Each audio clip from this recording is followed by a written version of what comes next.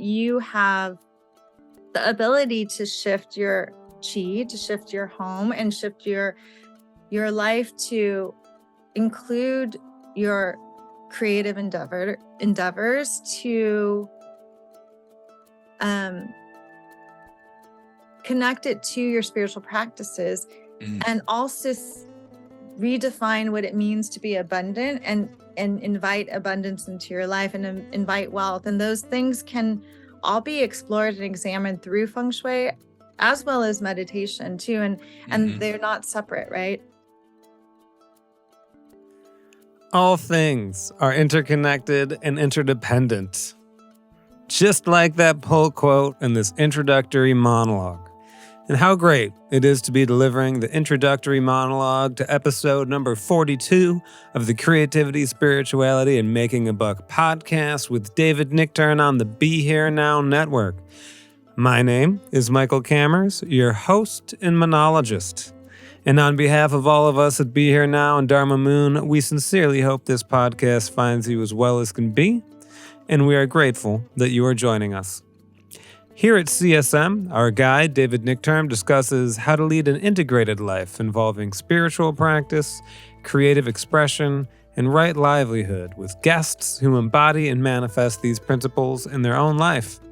And for this episode, we are very fortunate to have our good friend, author, entrepreneur, Feng Shui and mindfulness teacher and practitioner, and good friend, Anjie Cho, joining us. Anjie is a creator of holistic spaces, specifically focused on designing architectural interiors and teaching Feng Shui and meditation. She is the author of the recently released Mindful Homes and Holistic Spaces from 2018. Since 1999, she has been designing beautiful and nourishing spaces, inner and outer, with balance and harmony, informed by the ancient practice of Feng Shui and meditation. Her focus is to create nurturing and supportive environments, tailoring her practice to each individual's specific needs. Anjie is the owner of Anjie Cho Architect, PLLC, co-founder of the Mindful Design Feng Shui School, and founder of Holistic Spaces, which hosts a blog, podcast, and online store. Anjie is also a teacher of Dharma arts and meditation in the Shambhala Buddhist lineage. She's the Feng Shui expert at The Spruce, a regular blog contributor to Mind Body Green, and has been featured in dozens of publications, including the New York Times, Domino Magazine, and BuzzFeed. You can buy her recently published book, Mindful Homes, wherever books are sold. And Anjie encourages everyone to download a Feng Shui energy map guide at mindfuldesignschool.com/ebook/Bagua. That's BAGUA. And to check out the Holistic Spaces podcast at mindfuldesignsschools.com/podcast. And to join her and learn Feng Shui at the same Mindful Design website, which will be posted on the show notes. As you'll hear in this episode, Anjie has been a student of David's and a member of and teacher at our Dharma Moon community, so you can really feel the atmosphere of warmth and rapport between them in this great episode on how to lead more mindful, harmonious lives inwardly and outwardly by embracing the ancient principles Anjie bases her contemporary work on. And so, this completes the opening monologue, and I'm going to leave that error in because it's real.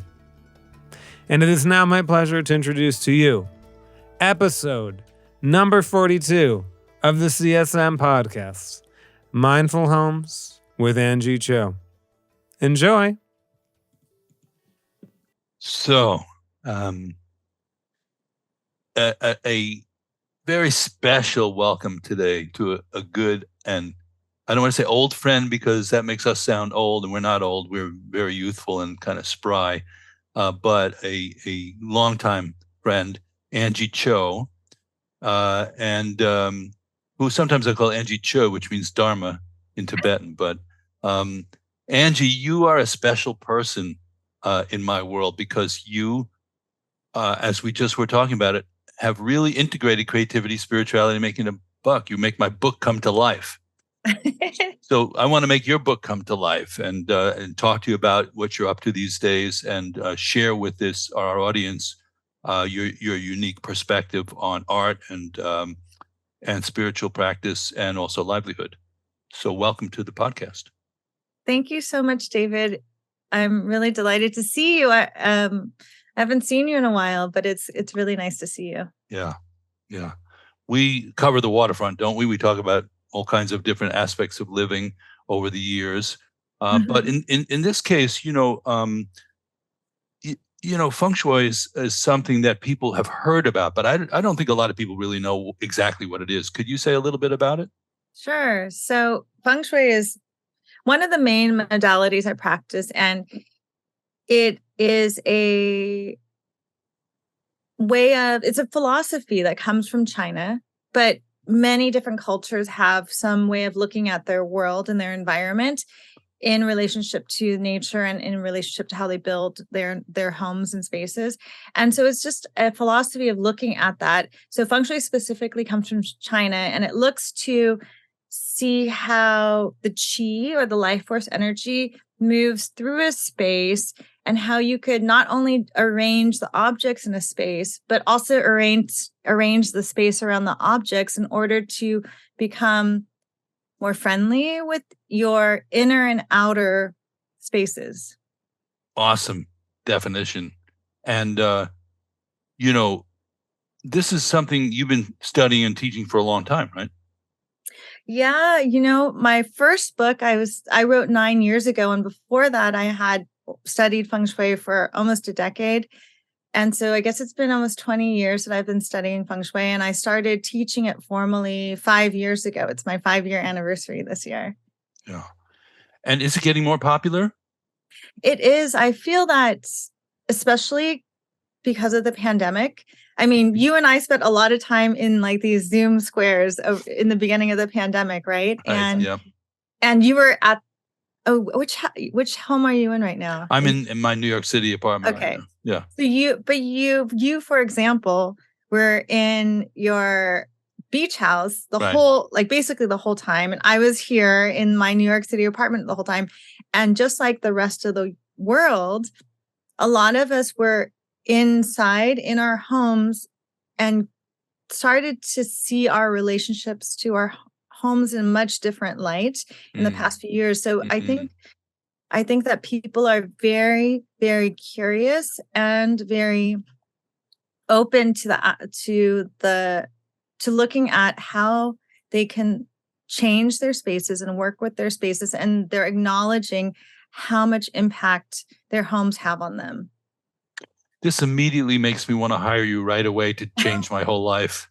Because you look around your space and you go, this is my mind. If your space is cluttered, your mind is cluttered, right? And how you set up workspaces. And as you said, a lot of people have been working at home, and that probably will not go back to the way it was. That's a trend. So that's good for you, right? Yeah, well, and I've also seen on a very mundane level, because I'm an architect. Architects, designers, contractors are incredibly busy right now. So we're recording this. It's sometime after the holidays, but typically my entire career, December and January are slow months, which is nice, right? It's a reprieve. It's a quiet time because people are not starting renovations. There's like snow days, things like that. Me and the people that I work with, we've all been regularly turning away excellent projects left and right. We simply don't have the time. So and it's all sorts of people buying new homes, people renovating their existing home, people that want to change where they live. So everyone's really looking at like, what's going on with my home, and also, and how do I make it more supportive for me? Because, we also saw like so many people leaving New York City, like everyone's rethinking like, where do I want to be? What do I want my home to be like? And it's so important to have the environment around me supportive. This is a strange leap, Angie, but does the earth have a cohesive feng shui that if you could read it, like the whole planet? It does actually. So, feng shui can be looked at in a micro and macro way, right? So you can, like, for instance, there's this one, like a mandala that we use in feng shui called the Bagua map.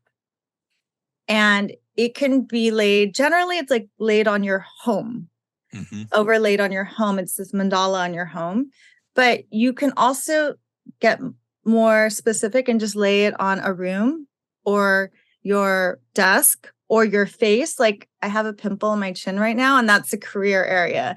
So Wow. face, right? That's the mandala, part of the mandala where things enter. That's the front of the mandala. So it makes sense because I've been working on my career a lot in the last month. And so I got this huge like inflammation on my chin. Just energy is there.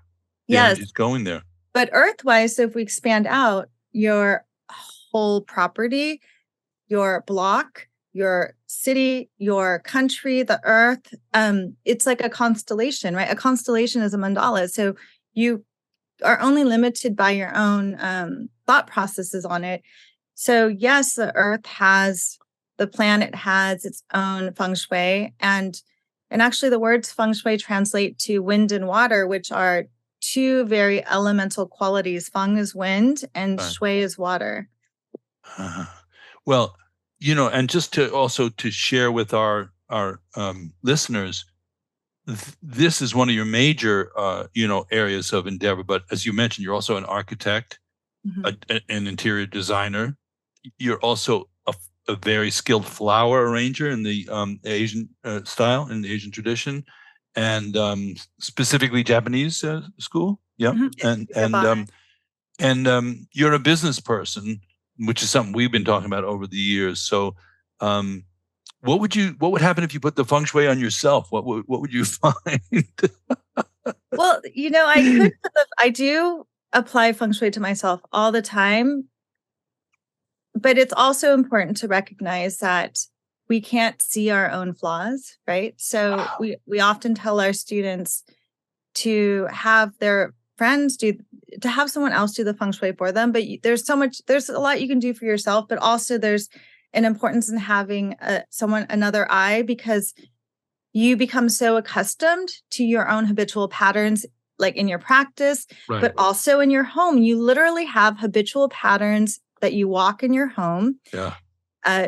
Like how you approach your stove every morning, how you use the bathroom, how you brush your teeth. We've created habitual patterns. We create obstacles in our paths, like literal obstacles. Like I had one student with the New York City railroad department. He had a bike right in the middle of that long apartment, and he every day, several times a day, he would just have to walk around it, accommodate it, and he put this obstacle right in the middle of his life. Right. Wow. So these things it's very interesting how your inner environment is translated directly into your outer environment. But yes, you can definitely do feng shui for yourself, self-assessment. Well, I'll tell you one thing I've been doing or thinking about recently. So I'm looking at it right now. I'm looking at my husband's closet door. Okay. And we renovated my apartment a year and a half ago, but we didn't change his door. It's the only door we didn't change. And doors in feng shui represent your voice, your mouth, and the way that qi comes into your space, because doors are portals, right? Right. I went to my first bar mitzvah last year, and I heard. What took you so long? Nobody invited me.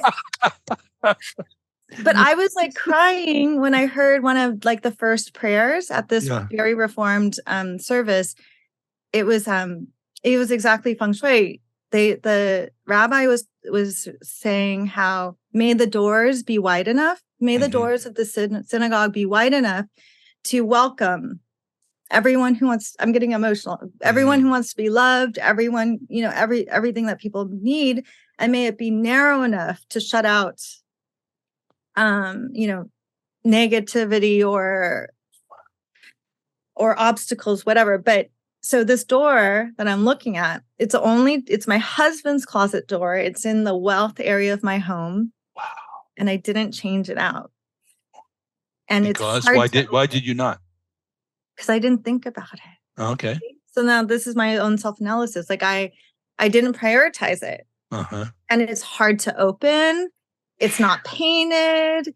it's an old door. It's falling apart. Like when you try to open the door, it gets stuck. I tried to change the handle to make it match everything else, but we couldn't figure it out. Wow.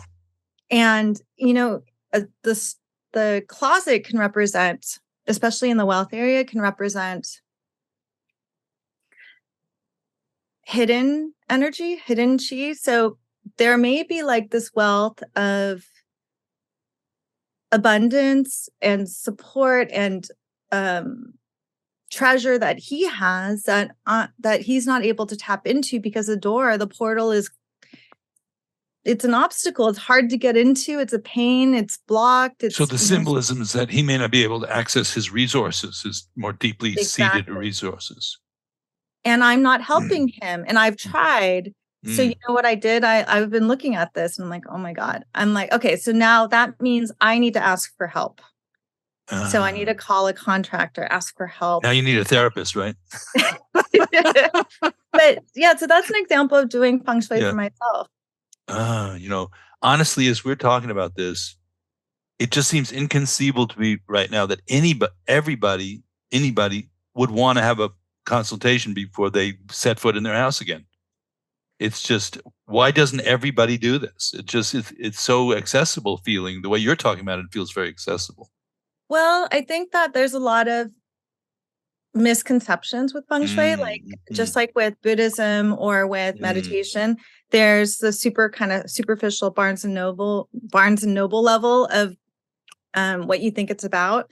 Right. And there's a lot of people think like, oh, it's superstition. It's fear-based, or I need to fix something. Yeah. And maybe that's the way the world has presented it. I don't know. So I think that's one thing that people don't understand, that there can be a deeper level. And then I think also there's a lot of shame people have around their homes. Yeah. And their bodies in the same way. Yeah. Right. Well, the home is the body. Like you can lay a body on I can draw an outline of a body on the home as part of my Feng Shui analysis. But there's a lot of shame. Like most of the time when I go to people's homes, they say, I'm so sorry. It's so cluttered. I'm really sorry. That would be me. Yeah, they're very apologetic. I'm like, don't worry. This is totally fine. This is great. This is not cluttered. But they have this immediate shame about it, and they're embarrassed. And it also makes sense too that your home is a very vulnerable place. Like how many people come into your bedroom? Right. Not many. So it's also a level of like allowing people into your heart. Yeah. Like allowing someone into your home, a stranger is allowing someone into your heart and into your personal space. And it's opening up. My chair just broke. This is crazy. That was magic. Yeah, what? The arm of my chair just completely fell off. Oh, you know what that means? What does it mean? What do you think it means? You're disarming me. Oh, no. Yeah, I feel disarmed. Yeah. Oh, maybe actually. Your chair, that's the chair that whoa, it totally just fell off. It broke off, I think. Wow. Okay, well, that was deep. Your chair that's your office chair, right? Yeah. Okay, this is where you do your work.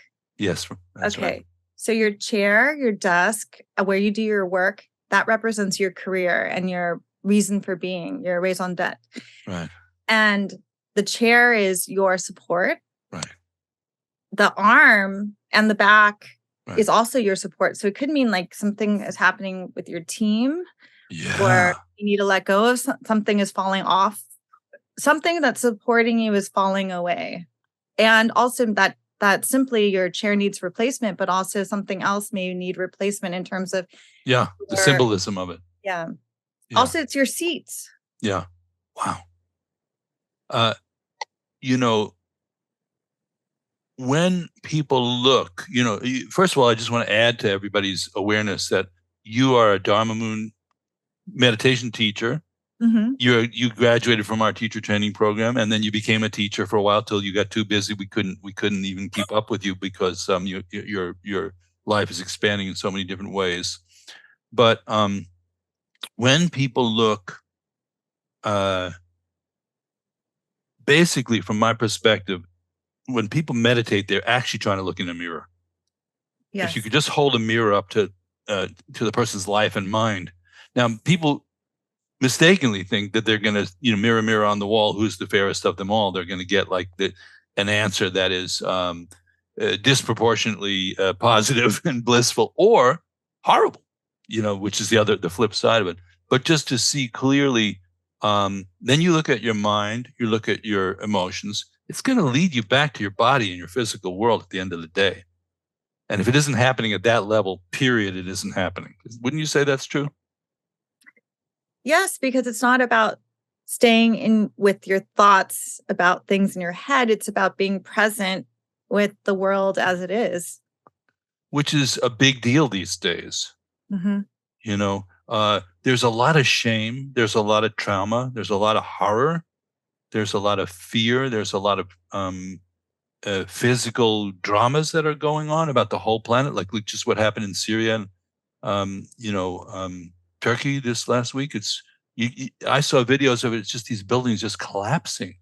It's like whole worlds are just collapsing.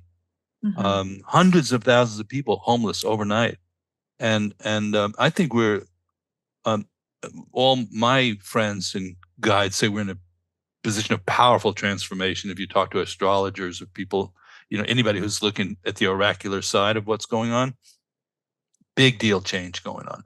So is there a way through, is there an oracular, I know you're a bit of an oracle. We tapped into that a little bit sometimes when we were working together. Yeah. Is there an oracular dimension to Feng Shui? Is there a way of looking at probabilities for futures and things like that?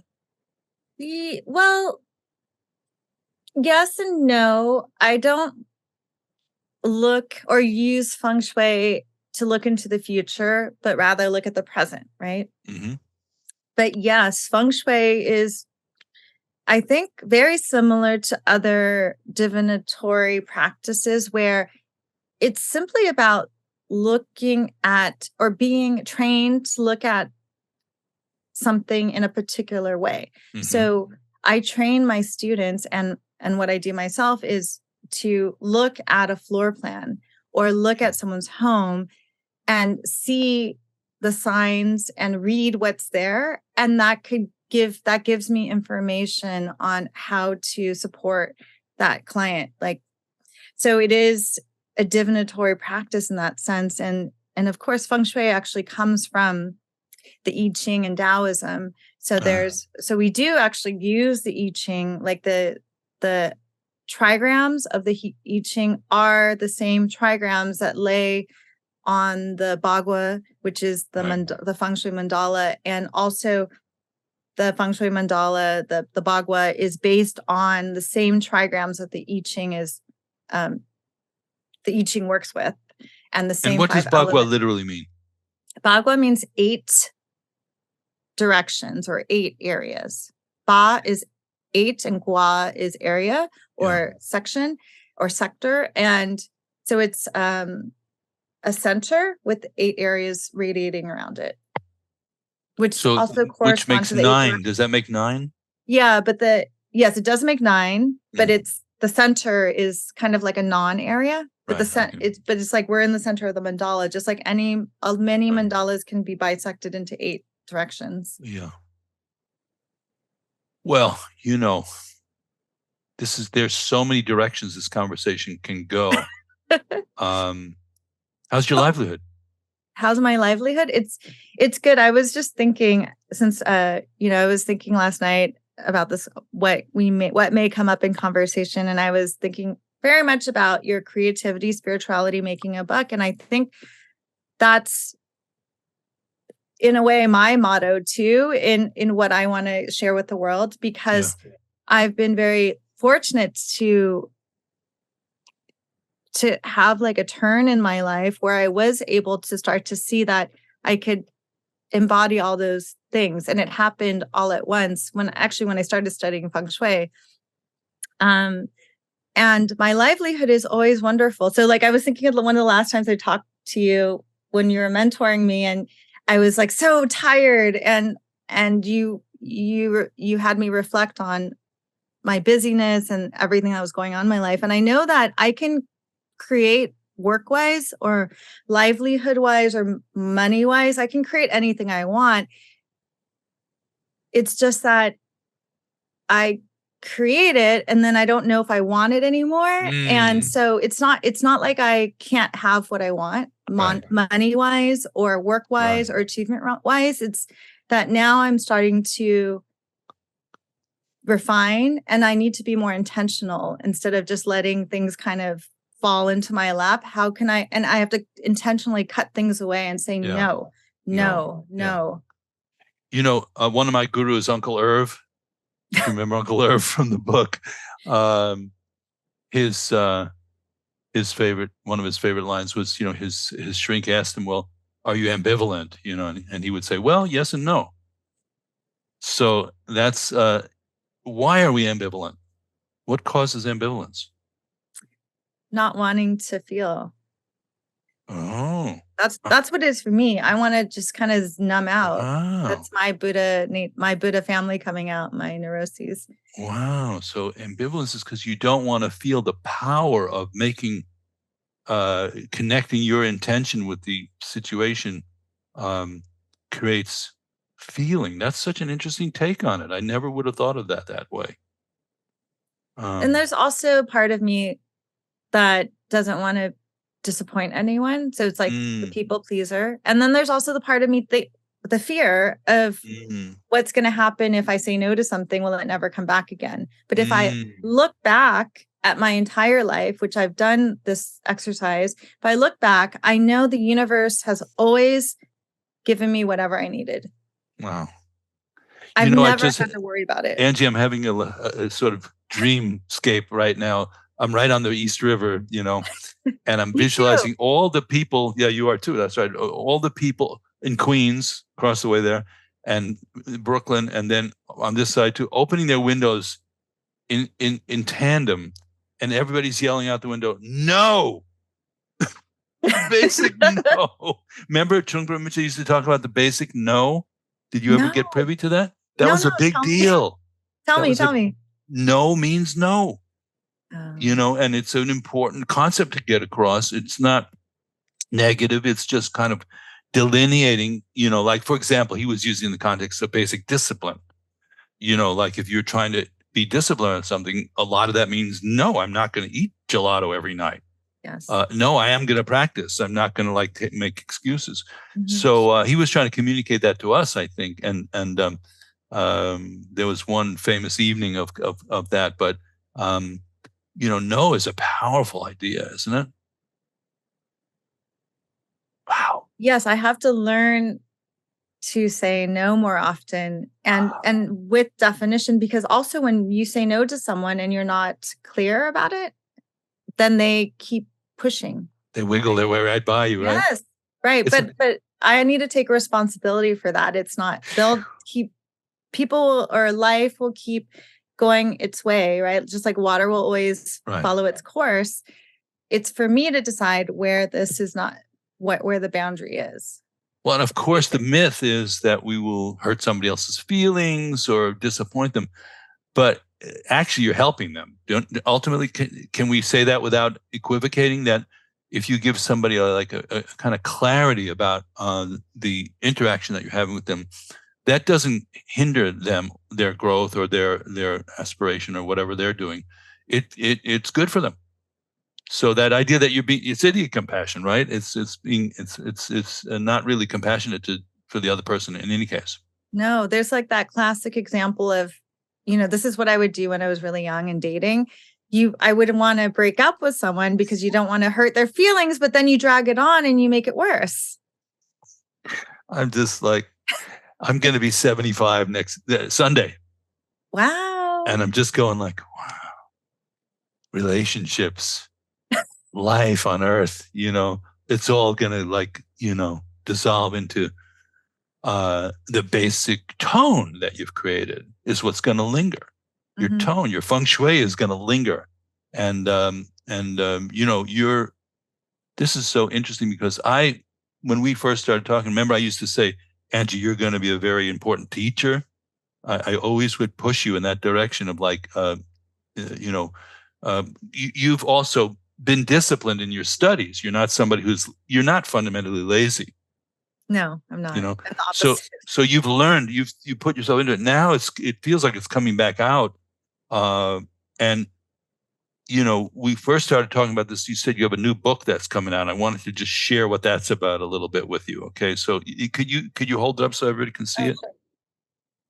And this is coming out in April. We don't know when this podcast is going to air, but if it's mid-April, Mindful Homes by Anjie Cho. You're going to want to pre-order this book. Just take my word for it. What a cute drawing. Did you draw that? No, the publisher, but that their sales team. Yeah, it's good. You're in the acknowledgments. Oh, now I feel like a little bit, touched. That makes me really happy. What did it say? Just thank you, David Nichtern, or? Well, I wrote this when I was I wrote the acknowledgments when I was on retreat at Daichin Choling. So I talk about how it was a rainy day in France, day 5 of a meditation retreat, and I wandered through a small grove of oak trees, and I appreciated the cascading elder branches that are turning 75 on Sunday, but heavy with wisdom, and that the weathered leaves touched the earth. Then a small, verdant green acorn found its way to me.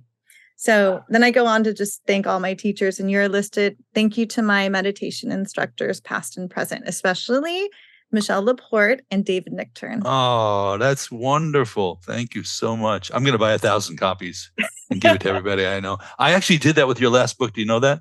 Yes, thank you so much. But yeah, I wasn't trying to do you a favor particularly, although I didn't mind that. But I thought this is a great, I'm not that good at finding gifts for people. And I just thought this is definitely something everybody could use and could appreciate. So we'll go to town with this book. And, in a dream world, you could do a workshop or something, on Dharma Moon at some point. And that's, you were around when we were creating Dharma Moon. It was really meant to be not just a Buddhism platform, but really the kind of conversations we're having right now are in some ways even closer to my personal heart, where people are really bringing what they've learned into a highly manifested level of that people can see, taste, touch. It's so important because we all have that opportunity to connect our arts, like whatever that is, into our practice and into what we offer the world. And I think a lot of people shut that part. I mean, I'm getting emotional about it, but people shut that part down, but it's totally possible and doable. Yeah. Beautiful.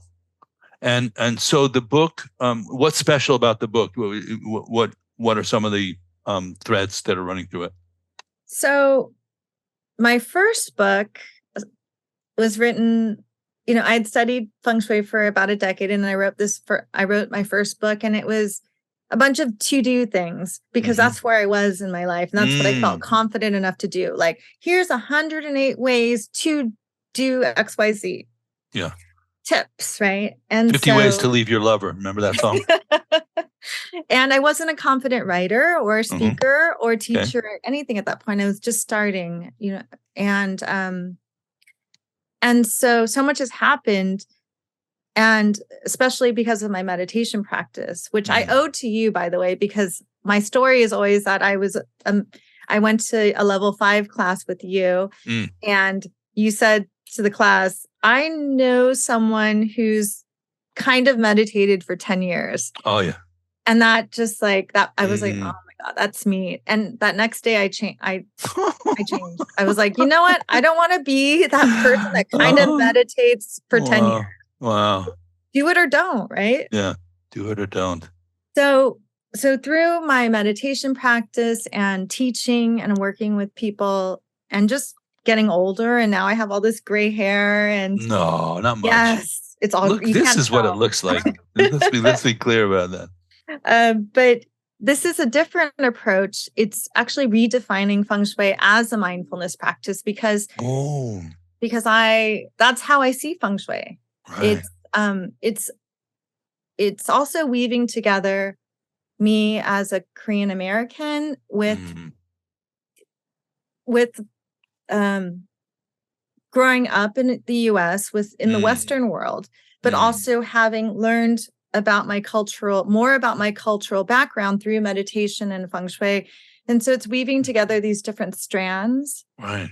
And really at the heart of this book is asking people to not look at Feng Shui as a checklist of things to do and things to fix in your life, but to open up to become more friendly with your home, to start to engage with your home, and to see your home as a living being that can be your ally in your healing process, and also teach you a lot. Because again, I remember when we started doing the Dharma Moon teacher trainings, and we would do all these awareness meditations. Yeah. In our homes during the pandemic, right? Right. And most people don't give themselves an opportunity to look around their home, just stop and stare at a wall for 5 minutes. Yeah. And just to hear what their home has to say. So this book is really kind of redefining Feng Shui as a mindfulness practice. Right. And inviting people to slow down, to pay attention to the details. Like this is, what Trungpa would say, right? Rinpoche would say, pay attention to the details in your life, but also pay attention to the details in your home. And what do they say about you? And again, like, what are the obstacles that you create in your home and your life? And how do they manifest physically? How do they manifest emotionally? How do they manifest mentally? So those all things are connected. They're interconnected and interdependent. Wow. I'm in shock. I know. Well, this is all the Buddhist stuff you teach and that we've been learning, but you can apply this all to your home. Yeah. Yeah. And, that way of looking at it is so holistic in terms of not just, checking off. And also it's not materialistic in the way that I think sometimes, correct me if I'm wrong, but maybe in the way that crazy rich Asians would use Feng Shui is to check a list off that, that you're going to be more successful in a conventional way. And Western people too. We want to be successful in a conventional way. But this is really talking about being successful in a holistic way, right? Yes. Appreciating what you have and, not just aggrandizing behavior, right? Yes. And also to start looking at what that mean, like what those words mean, like success or abundance, and seeing how they manifest in the natural world, like an okay, so we both lived in LA, right? Everyone has a lemon tree in LA or something, right? Or a friend of a friend. And if you've ever had a fruit tree in your backyard, you know that it has so much fruit that one family could not, it's more than enough.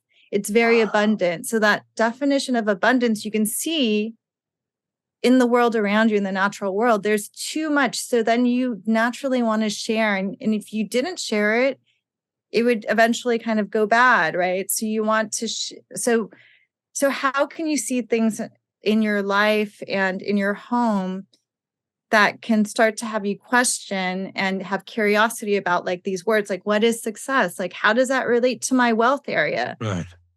And how does that relate to maybe like the wealth area across from the diagonal from the wealth area of the mandala is the helpful people area, the benefactors area. So it challenges you to think like, well, part of my success relates to how I connect to helpful people, if I have enough benefactors in my life, but also am I a benefactor to others?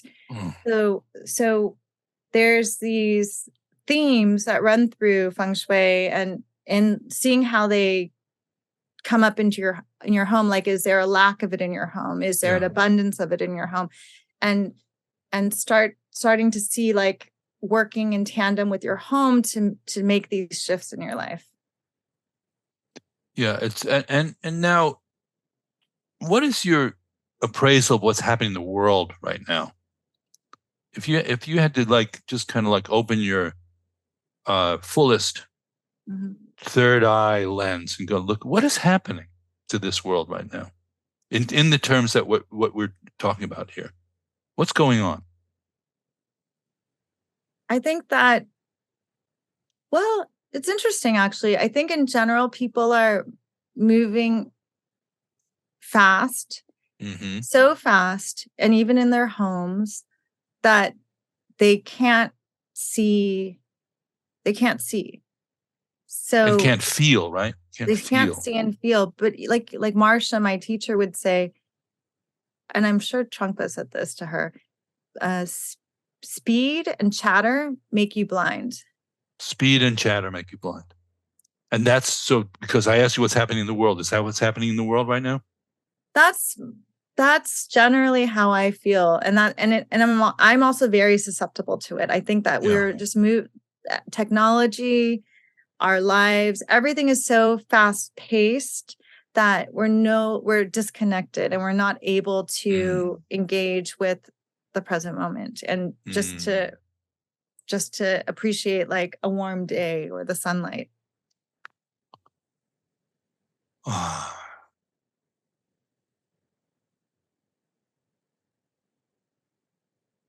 What do you think is happening?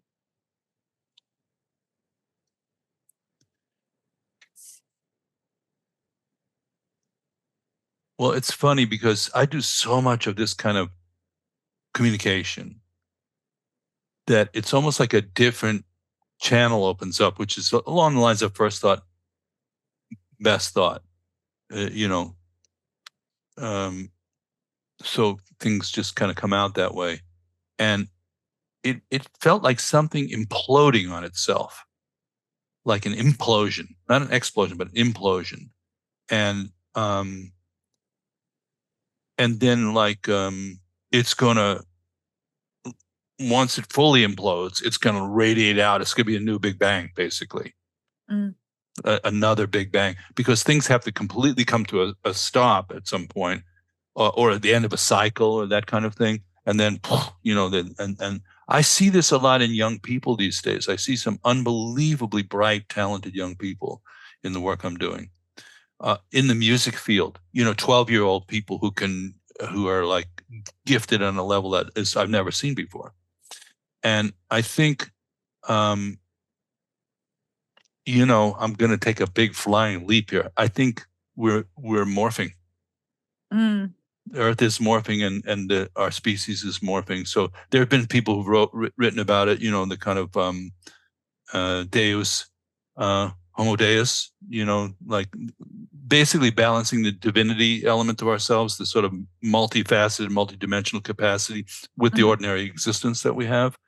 So joining heaven and earth, that kind of thread. But a lot of chaos on the way to it. And softening and tenderizing people to the point where that we're all going to be crying a lot, Yes, I mean, I think that's probably true too. I mean, although we're not the generation that's morphing, right? So no, I'm here. I'm clear.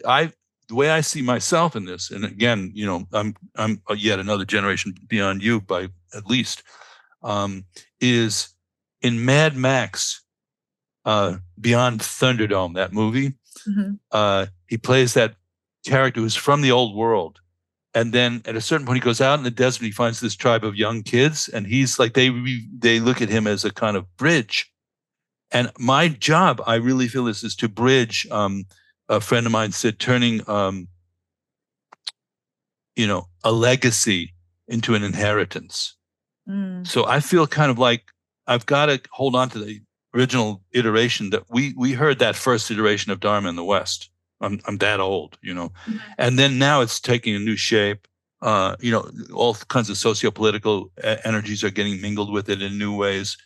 And if it's repotted in that way, we have to make sure that the roots are stable going across.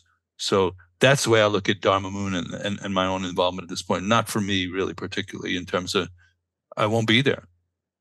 Yeah, well, I appreciate that about Dharma Moon, because that's what I'm trying to do with my Feng Shui school. Actually, is that the interesting thing is that you were taught by an Asian teacher, And then I was taught by American teachers, and I know, I don't know if you still teach in Japan, but like it's funny how it's being brought back to Asian people in a different way, and also Asian Americans. And I think that's also what I'm trying to do with my Feng Shui school too, is my teacher's teacher was Chinese, and then your lineage is Asian culture and Asian these teachers are from there.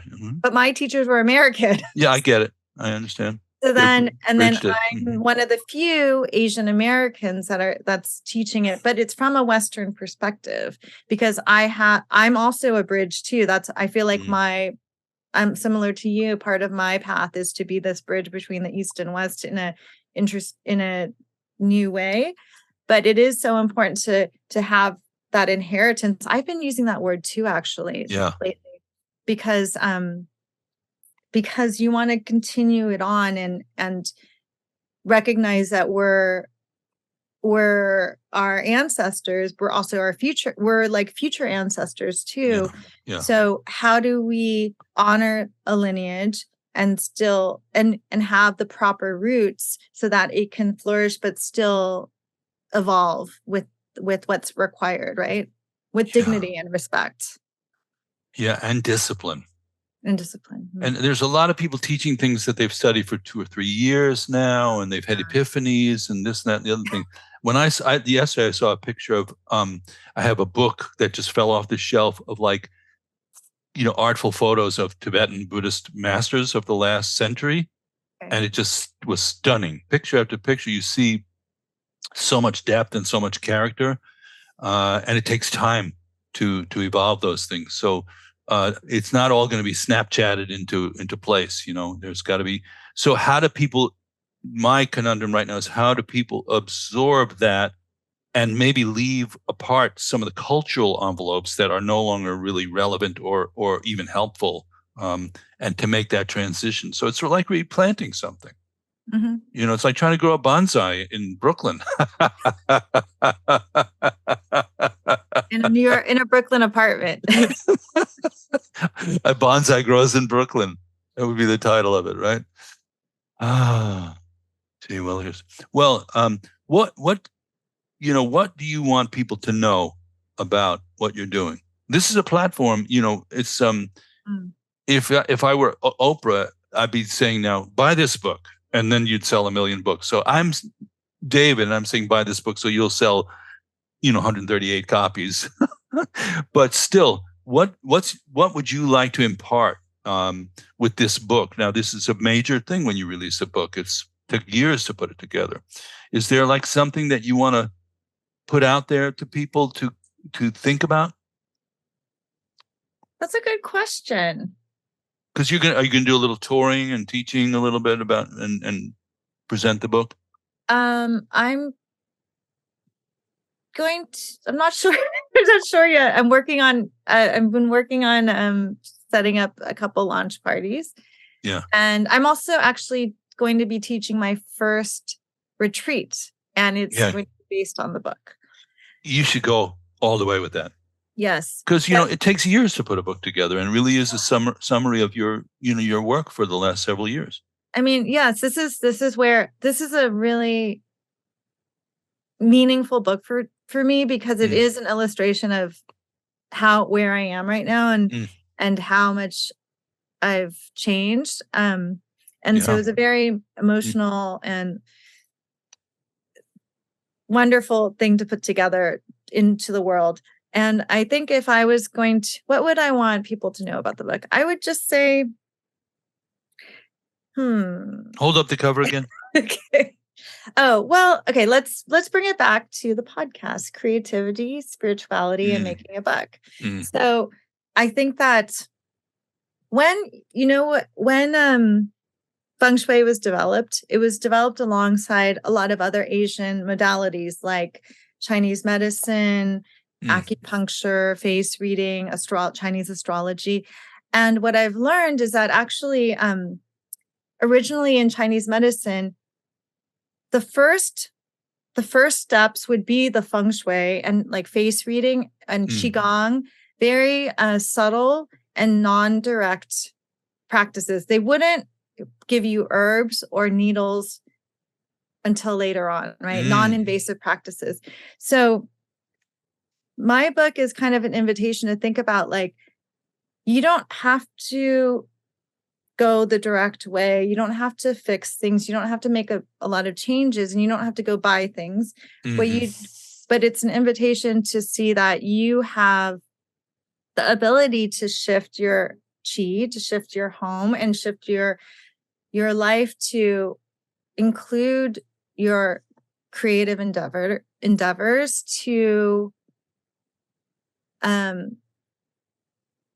connect it to your spiritual practices, and also redefine what it means to be abundant, and invite abundance into your life, and invite wealth. And those things can all be explored and examined through Feng Shui, as well as meditation too. And they're not separate, right? But so is this going to be the foundation of the workshops that you're going to do? I haven't decided what the workshops are going to be necessarily. Well, it sounds like you just said what they could be. They could be a lot, Which is the Feng Shui element mixed with the, sense of exploring the inner world, and with the same integrity and the same principles. Exactly. And I could see it being, you would just need a name for it. Do you have a name for it? My retreat? Yeah. Mindful Spaces. Mindful Spaces. There you go. Baboom.com. But it's very simple, because like the creativity, spirituality, and making a buck is like, it's like your stove in your home represents your wealth, your resources, because that's how you nourish yourself. Okay. What are you looking at? My stove. Is it clean? Relatively. Okay, you got to keep that clean, and you got to use it every day. That's your fire energy. Okay. All right. Good. And so that's very important. And another little tip I give about the stove is, when you go to your stove every morning, like tomorrow morning, go to your stove, instead of just mindlessly, habitually going to your favorite burner, because everyone has a favorite burner. Right. Okay. Which one's your favorite burner right now? Well, I use different burners for different things, actually. No one's ever told me that. Really? And usually I have a pan, like, because I pan fry quite a lot of things, and I have a pot, like to steam, or, and I'm not like usually cooking more than that at one time. So average dinner might be just a little grilled fish or chicken or something like that, and maybe a salad. So that's not on the stove. And if I'm and then in the oven, maybe a potato or a yam or something like that, and then maybe steaming some vegetables, and then dropping them into the pan with the chicken or fish to get a little mixed energy happening there. And I've done that much more during the pandemic, because, there you are. Then it's like, exactly. I was in the pandemic with 3 people actually in my house, me, myself, and I. I was like, wait, I thought it was just you. That was just me, myself, and I. And we got to know each other pretty darn well, And you got to know your stove very well. Like, there's so many, there's a lot of people that have come to me and they say, I hate my stove. Ooh. And it's so wow, deep. Crushing to hear that, I think, because it's part of your home, and it's there to support you. Wow. So repair it or fix it. So if you have a broken aspects of your stove, they should be repaired. But also, people like, okay, so my tip is that people usually go to beeline towards the same burner every morning. But to take a moment, use that as an opportunity to take a moment in the morning, go to your stove, but instead of just going to the same one, stop and choose one. So that you're starting to reprogram your neural patterns to just make it, just be present with, like, I'm going to pick I'll pick this. Maybe I'll just pick the same burner again. Or Angie, I have one word for you. What? Goop. Goop. Have you watched the Netflix series that Goop put together, where they take their staff and they explore like a bunch of modalities like this? I don't think they've done this exactly. Well, I don't know anyone at Goop, but you can. Well, wait a minute. We're just getting cooking here. Not only that, but there are TV series on where somebody goes in, they redecorate somebody's house, but not from this perspective. So you go in, you consult with the people in the house, the TV producers pay for the whole thing, and then you sort of work with the people, and then you get to see their house and their relationship to it evolve. It's a home run. I have been approached by some producers, but I never I haven't pursued it. So, I mean, I volunteer to help you, nudge you, and think about possibilities on this, because I did talk to a producer but see, here's the thing, like I'm so busy with so much stuff. They reach out to me and I'll respond, but I'm not often the one putting the things out there. Because I'm already responding to so many things. That's why I have to say the no. It's the artist's dilemma. I mean, it's that's why artists have managers and agents and people like that. Well, successful artists, right? Well, I mean that. No, even artists that want to be successful have it too. Okay. Because it's usually part of a path towards success for somebody who's a creative, to have business people who can orchestrate things like that. Yes. It's too much to ask from one person. Yeah. So, wait, but that's a separate conversation, but I see lights going on all over the board here. Well, I will tell you that I have been approached. So, yeah. Well, that's interesting. Out of the blue? Yeah, I have, but I can't say more about it right now. I'll tell you later. I can't say it on podcast. But with creativity, spirituality, making a buck, like those, like your home can be a tool to support all that. We're going to put your book on top of my book and sell them together. Okay. Right? Yes. Yeah. I have one question for you. I have a shelf over there that's full of CDs. Mm-hmm. Now, I'm in the music world and the music business, and music has been, a huge part of my life and career. I don't have a CD player anymore. They're obsolete. Now, I didn't have a record player for years, but I had these beautiful albums, and I did give them away at a certain point. Should I give those CDs? Just get rid of them? How many times have you thought about getting rid of them? Every time I look at it. Because I can't listen to them. And it's not even like the albums had these beautiful covers and stuff. This is just plastic container for something that at one point it meant a huge amount. And then I had a record label. So I did give away the hundreds of CDs that were in my basement for each artist. I had like 500 of this one and 500 of that one. But this is just one shelf in my apartment. I don't need them.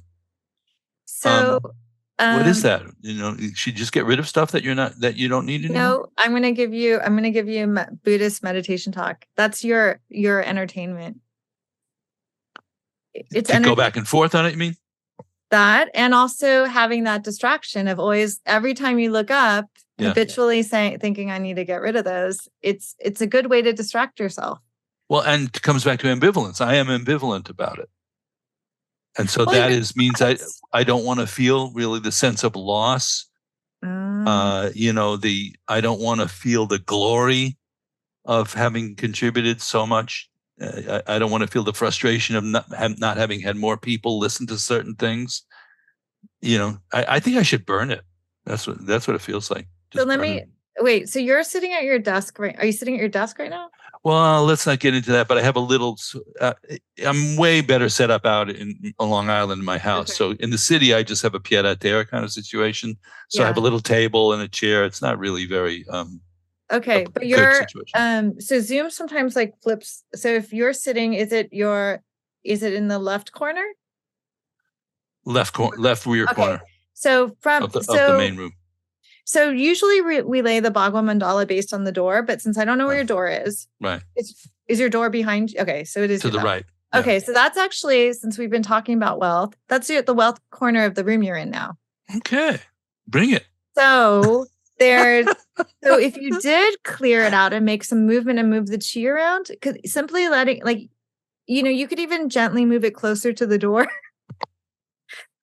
closer to to letting it go. But by having those CDs there, and I'm assuming they haven't moved in quite some time, they represent stagnant, stuck chi, and they are stagnant. They can feel that. Yes, they're stagnant, they're stuck. And that relates to your wealth, your abundance, but also that area relates to it's wind.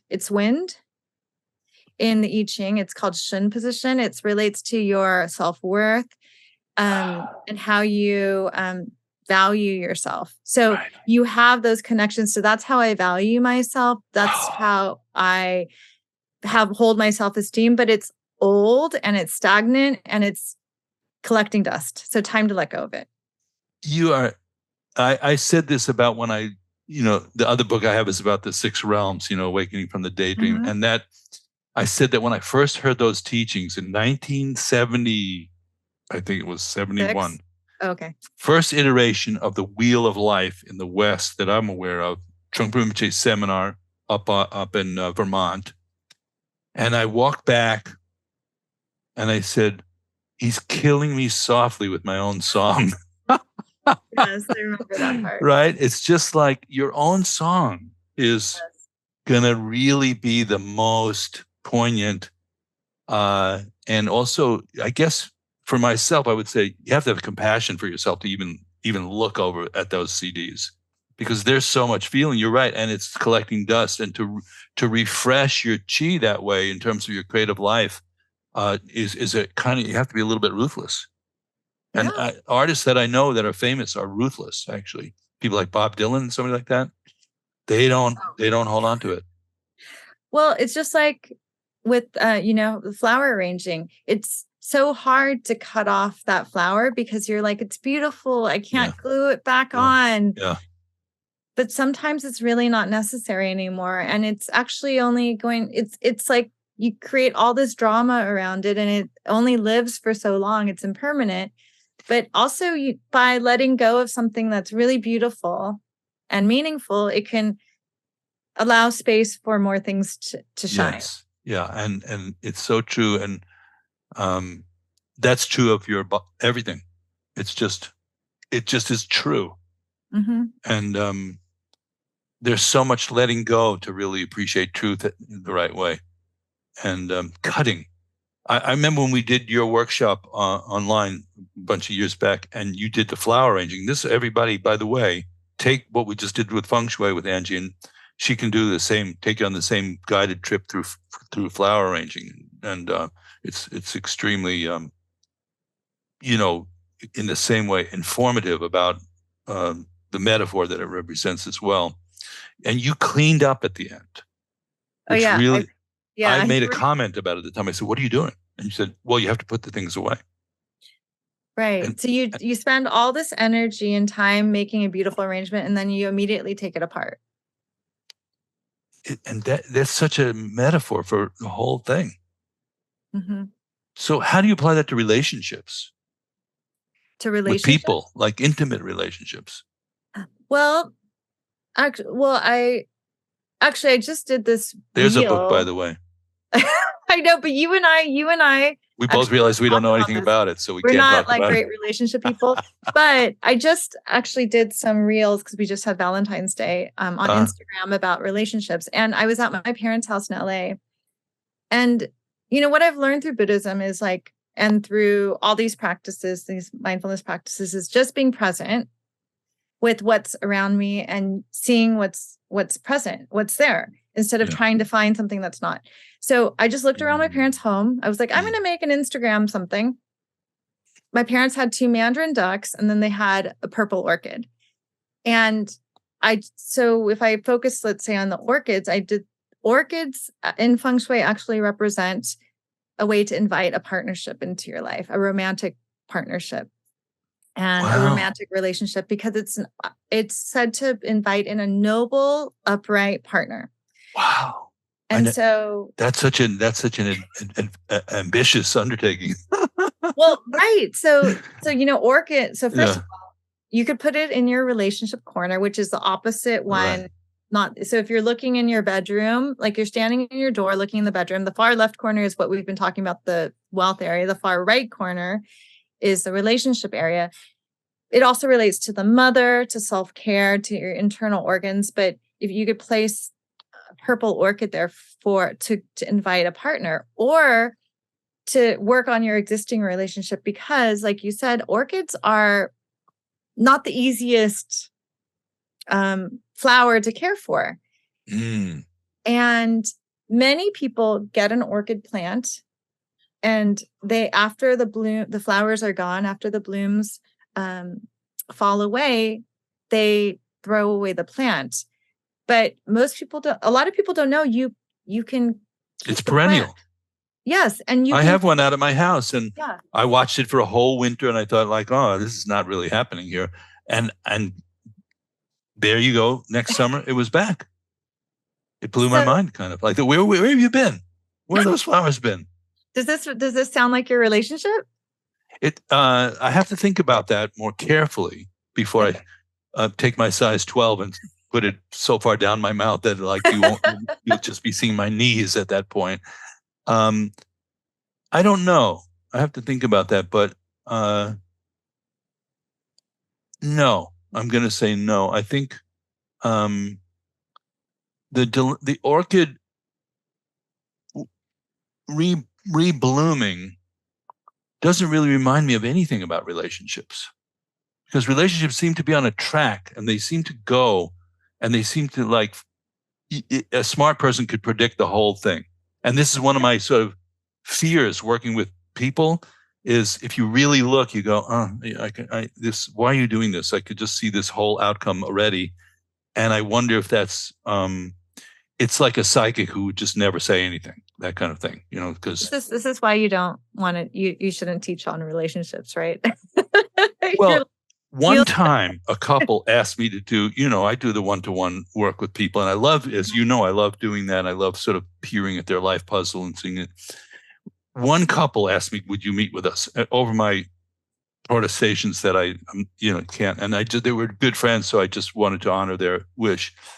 And then I just saw that it confirmed my opinion about relationships, that they're works in progress.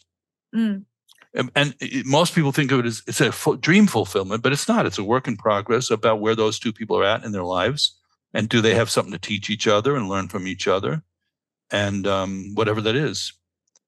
So that's the teaching of the orchid. I think that it's not the easiest plant to care for. It may be dormant for a long time. You could put all this effort into it, research it. It may never bloom again, or it may bloom. It may bloom every year. You don't know, but I think there's a teaching in that most people give up on it when there's no more flowers. Well, that's well stated. And as you're saying it, I'm thinking about cactus would be my teacher plant. It's like, that's what it is. Well, cactus. So people always ask me, is cactus a bad feng shui plant? So, if you look at like the rules, they would generally, if you're going to give a generic teaching on a plant for feng shui purposes, you would want something that's very soft, rounded, flowing, like heart-shaped. And you would want to generally avoid pointy, sharp plants. Like a snake plant. Like this. Well, and you see, I have one there. I have a bunch of them all over the place. Yes, or a cactus. But the real teaching is that sometimes people need the cactus. Sometimes people need the sword of the snake plant. Like for me, I have that snake plant. Wait, I'm trying to point at it. It's in my fame area of my home. That represents my reputation, my fire element. And I put it there when I started to get more and more known. And I was starting to see that people were slandering me or other things. So it also allows me to kind of hold a sword of protection. Well, sort of like Prajna's sword plant. Exactly. Right? Yeah. In terms of my visibility in the world, because it's not the easiest thing for me to hear people saying negative things about me, or and also to protect me a little bit, or allow me to protect myself a little bit when people, I'm not accustomed to, like, now so many people ask things of me. So again, how to kind of protect myself with some fierce compassion. Right. What are they asking you to do that you don't want to do mostly? Oh, it doesn't happen as much anymore. I've created better boundaries, but like people used to like send me emails with all the pictures of their home or say, and then I would delete it. And then they would email me saying, I can't believe you didn't even respond to the email. I spent all this, and But they're now asking you for a free reading, you mean, essentially? yes, people do that all the time, but I Wow. have better boundaries now. Like I have a checkbox on my contact form. It says, I acknowledge if I'm asking a personal question, I will not receive a response. Oh, wow. Okay. So I've created a lot of boundaries, but Yeah. I'm quite sensitive because I like to respond to people, but I just have limited amounts of chi, Yeah. so I can only do so much. Oh man, this conversation is just as Ralph Cramden used to say, to the moon. The Dharma moon. This is so also what when we started Dharma Moon, you were right in there with us, and I thought of you as like an important piece of what we're trying to cultivate and create. The type of content and branding that we want to create. We've sort of leaned into the Buddhist piece a little bit, and my son Ethan is doing a year-long Buddhist studies course, and we just added a tier 2 to that. So training, people in Buddhism, there's not that many places to go to get good, more in-depth training.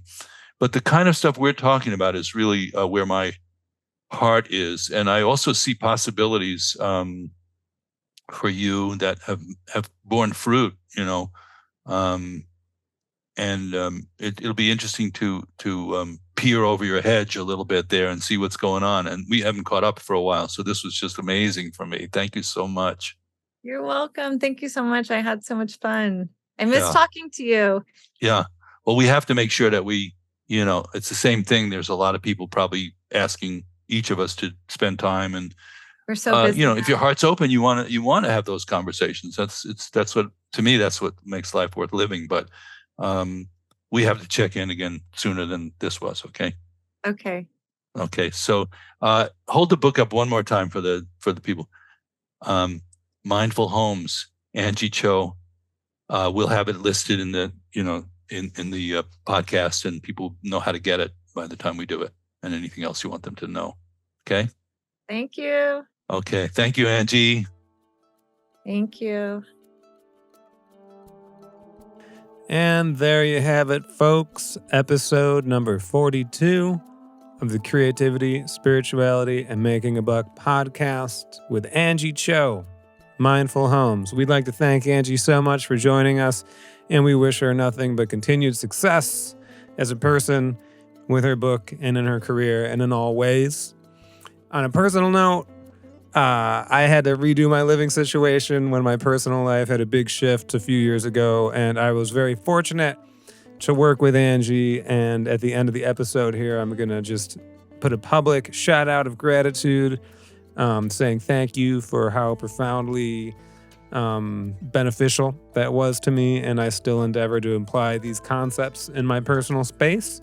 And it's an ongoing project and process that I try not to treat like a project, and it's enriched my life and therefore enriched the lives of those that come into my home. So thank you, Anjie.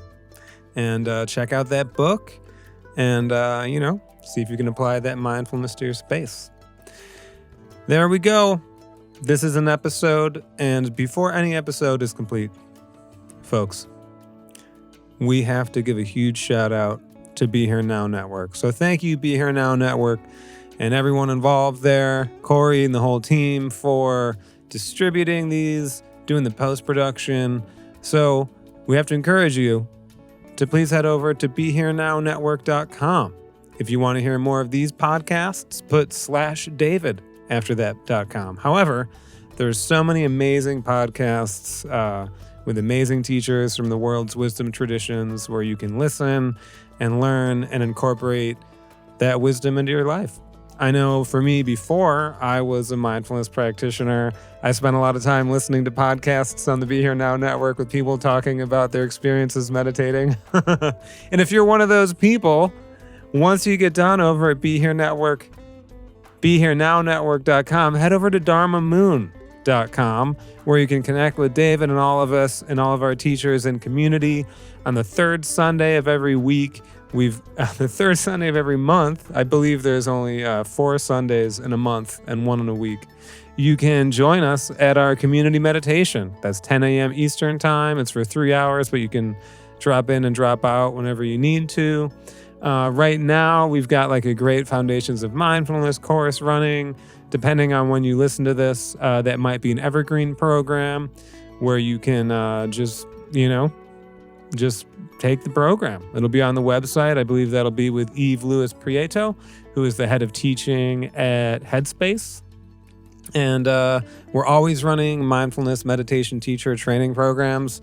Look, it's a great program. I know I'm a teacher in it, so perhaps I'm a little biased as it being my preferred method for cultivating the ability to place attention in the present moment combined with that sense of non-biased awareness. But if you're interested in deepening your practice and potentially even becoming a mindfulness meditation teacher, I encourage everyone to head over to dharmamoon.com and check out our 100-hour mindfulness meditation teacher training. I'm just riffing some promo now, and this is all after you go to BeHereNowNetwork.com. So also, if you don't want to do the whole 100 hours, you can just take the level 1 of the teacher training, and it's awesome, and you'll be taught the basics of mindfulness meditation, loving kindness meditation, awareness meditation, and contemplative meditation, which contemplative can take on a lot of different connotations and different traditions, but in the way that we teach, which is really in the Kagyu Nyingma school of the Indo-Tibetan Buddhist tradition, there is Vipassana, which translates as superior seeing or clear seeing, and there's analytical Vipassana and non-analytical Vipassana. So normally when you do mindfulness meditation and you're just using the breath as an object of support for your meditation, and you notice your mind wander and you return, you're not really discursively using your mind to sort of dig in deeply analytically to a topic, right? You're just seeing, and insight spontaneously arises. So we call that aspect of the practice, which arises out of the shamatha, we call that Vipassana, not just we. Oh, I guess the episode's over, so you have to come to dharmamoon.com and check it out. Thank you, everybody. Be well. May this be of benefit. May you be safe, healthy, happy, and at ease. All the best and much love.